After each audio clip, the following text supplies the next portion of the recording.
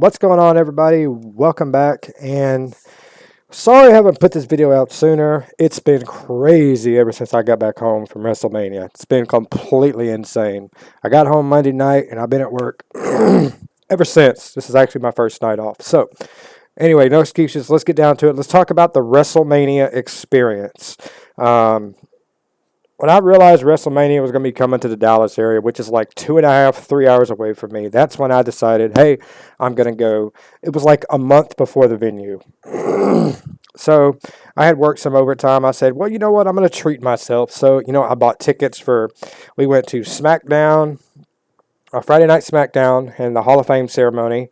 We did WrestleMania both days, that Saturday and Sunday, and then we did post-WrestleMania Raw.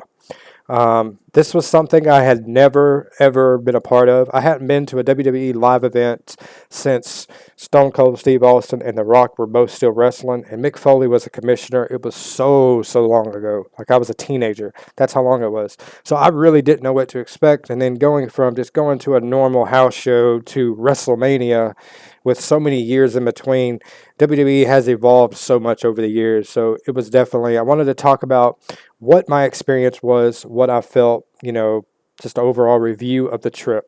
When I got to SmackDown, everything was, about what you would expect. The arena seemed a little bit smaller than what it looks like on television.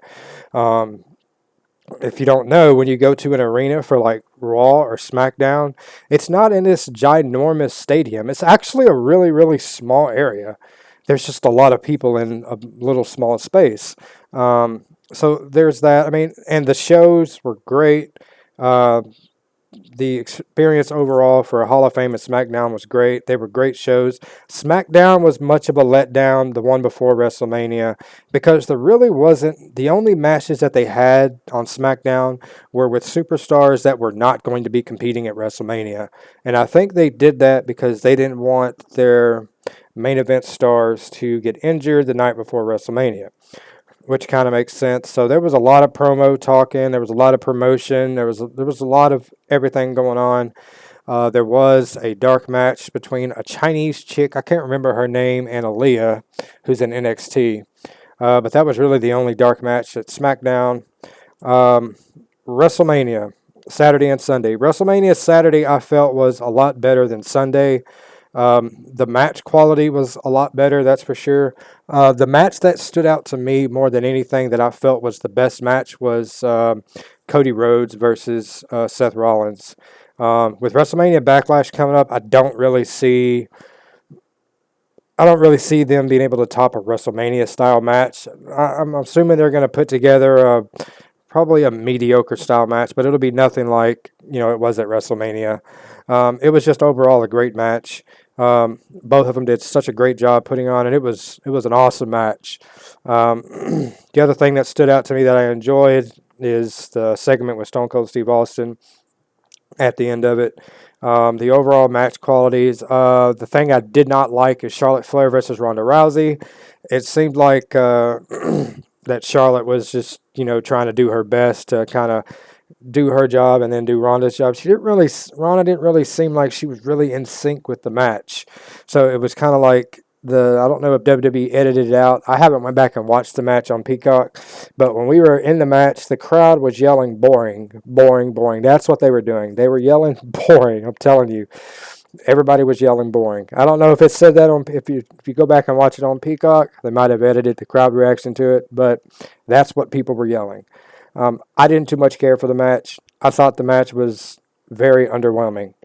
The Bianca Belair and Becky Lynch match was really, really badass. I really enjoyed the match. It was action-packed. There was always something going on. Both of them did such a great job, and I think WWE did a good job by putting the title on her and taking it off of Becky. WrestleMania Night 2. WrestleMania Night 2 was probably the most overhyped WrestleMania night of all time. And I'm going to get into why here. The environment was amazing. They opened up the night with RK Bro versus Alpha Academy versus Street Profits, which is a really, really great match. Really great ending to the match.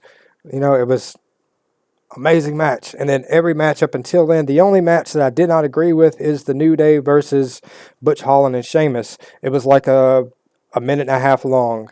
And originally this match was supposed to be on night one, but they ran out of time, so they just scrapped the match altogether and then, put it on night two. So I'm not really sure why WWE changed it to where we're just going to squash them, this type of thing. I guess just they had already promoted the match, so, you're going to see it type of thing. But I really wasn't really too thrilled about that. I felt like they could have done a better job giving Xavier Woods and Kofi Kingston a little bit more, screen time for that. If you're only going to just come out and squash them, then you can make that like a dark match prior to WrestleMania starting or after the show's over with. So that way, they can get their time, and then you can make it like a WWE digital exclusive or something, for like WWE Network. But don't just come out there and just completely undermine everything that built up to the match. The AJ Styles and Edge match was really, really good. It was a really good match. It wasn't as good as Cody versus Seth Rollins, but it was still overall really, really good.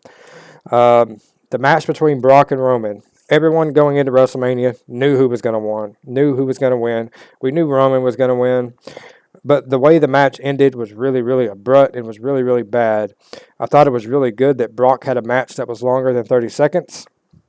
It was about a 15-minute match, which is probably the longest Brock has been in a match since his return at SummerSlam.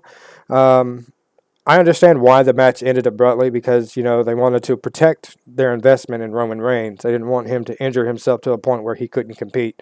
So that's probably why Shinsuke Nakamura is in the title picture now instead of somebody else that's such a bigger name. They're probably just babying that shoulder because he hurt his shoulder. And post-WrestleMania Raw, if you watch Roman coming down, he's favoring the shoulder, and he can barely hold up the title after the match. So there's obviously that he tweaked his shoulder or it popped out of place or something. Usually something like that, couple of weeks, doing a little physical therapy and something, might be able to help, be able to get through that. So I'm assuming that's what they're doing. They're kind of babying the whole thing just to kind of push their narrative that they have for Roman, which I think is a good thing. Post WrestleMania Raw was definitely wasn't what I expected it to be. I expected it to be a little bit more vocal. Everything was like all the good stuff that happened wasn't televised. Like when Cody Rhodes, there was a dark match between Cody Rhodes and Kevin Owens at the end of Raw after it went off the air. It was a great match. And then you get this skit where Cody's directly talking to the crowd for like 15, 20 minutes. And he's just talking and the crowd's going completely bonkers. So, and there's a lot of good segments and a lot of good talking between Cody. Cody stuck around and did pictures and stuff with people. It was all a really, really good thing. But this is stuff that you don't see on the air, stuff that happens behind the scenes after the dark match. At the end of Raw, you don't see Kevin Owens and Roman Reigns sharing a moment on the ramp as, Kevin's coming out and Roman's going up. You don't see this on live television. One of the things that I noticed about doing the live events is commercial time. When you're at SmackDown or Raw, and this is any event, the lights will go dark in the ring where you can't see you're not supposed to see the superstar in the ring. But they just sit there and kind of do whatever until they're about to come back from commercial break. At WrestleMania, it was different. The lights would go out, the superstar would walk back up the ramp, and then they would prepare the ring for the next match. And then there would be a whole bunch of commercial promotions of trying to get you to buy merchandise or trying to do this or trying to do that. But so I thought it was really, really cool. But man, these freaking production guys that they have working in the rings are freaking insane. These guys are nuts. They're super fast and they're super good. Like night one, there was Drew McIntyre versus Happy Corbin, and at the end of the match, Drew McIntyre, he freaking destroys the rope. And then if you notice on TV, everything's put back together before the next match. It's because during that time, they had like 5 minutes. They put the ring back together, put a new apron on. I'm talking about these guys are like top notch, super fast.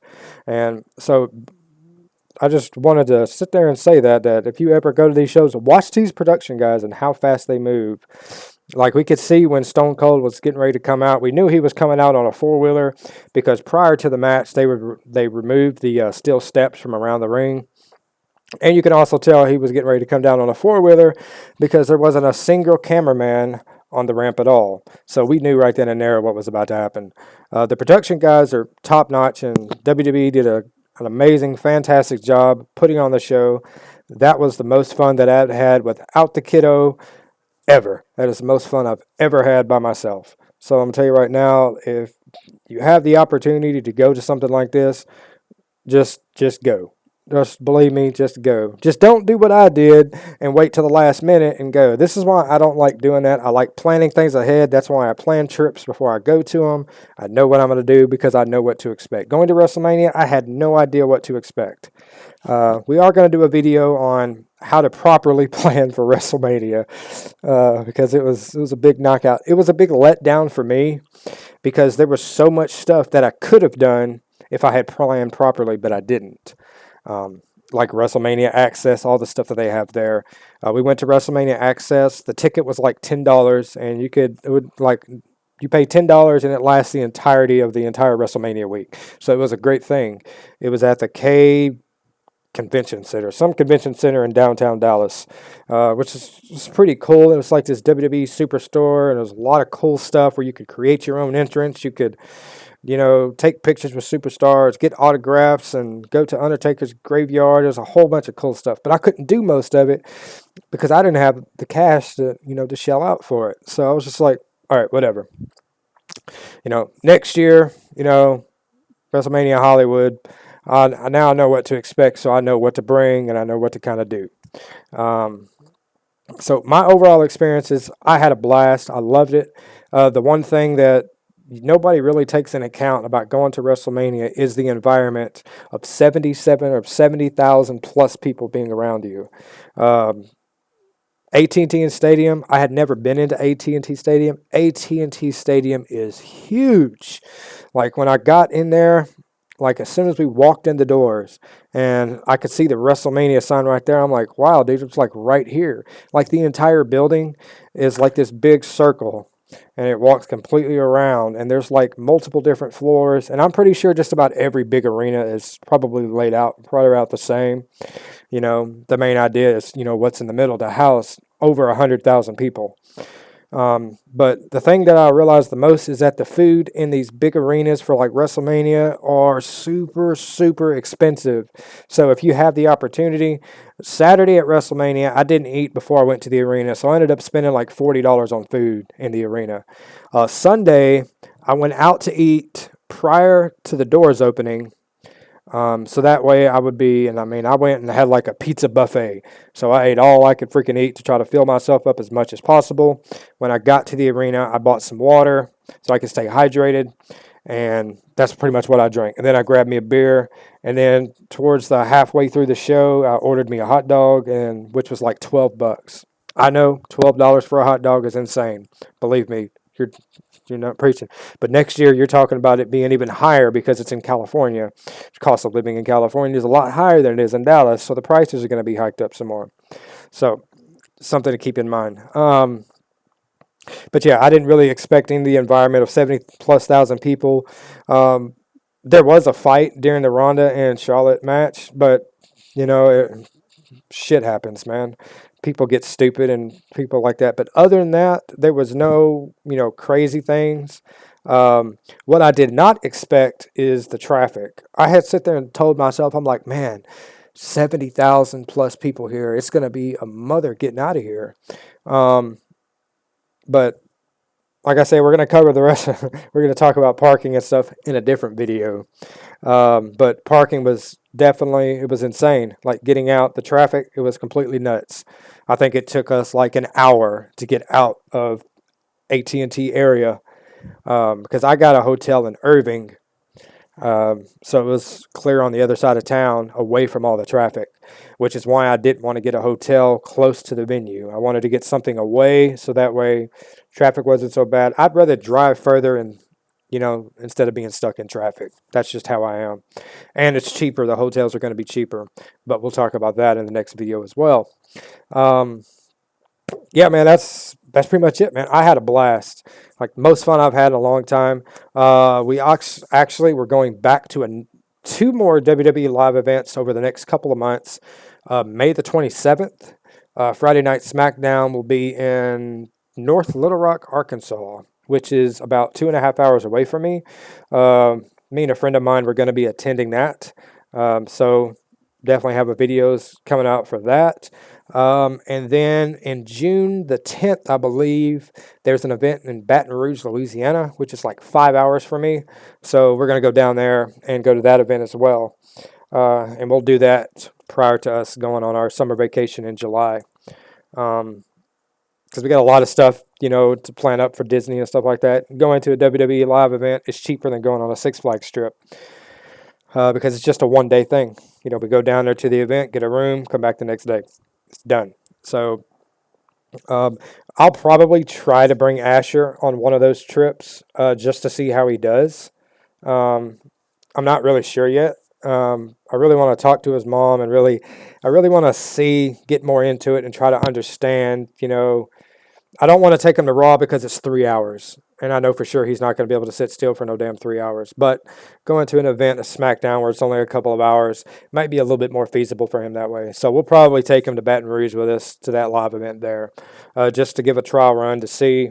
And if he enjoys it, we're not taking him to WrestleMania because it's long, it's tiring. So definitely had a blast. Definitely appreciate WWE with all the hospitality and everything that they did. Appreciated everything. Hope you guys enjoyed it. Like I said, we'll be putting out, after this video, we'll have a WrestleMania trip guide thing coming out of how you should plan for WrestleMania. Make sure to check that out. Thank you guys so much for watching. If you like the content, please smash the subscribe button, turn on notifications, hit the thumbs up button to help support the channel and the algorithm, and we will see you guys in the next one. Peace. Oh, and if you disagree with anything I said about the WrestleMania experience, please let me know in the comments. Tell me in the comments, what do you feel like what was the best moment for you at WrestleMania? If you went or if you watched at home, what did you think of Cody Rhodes returning when everyone knew he was going to return? What did you think of all that? Let me know down in the comments below. All right. Thank you guys so much for watching, and we will catch you guys in the next one. Peace.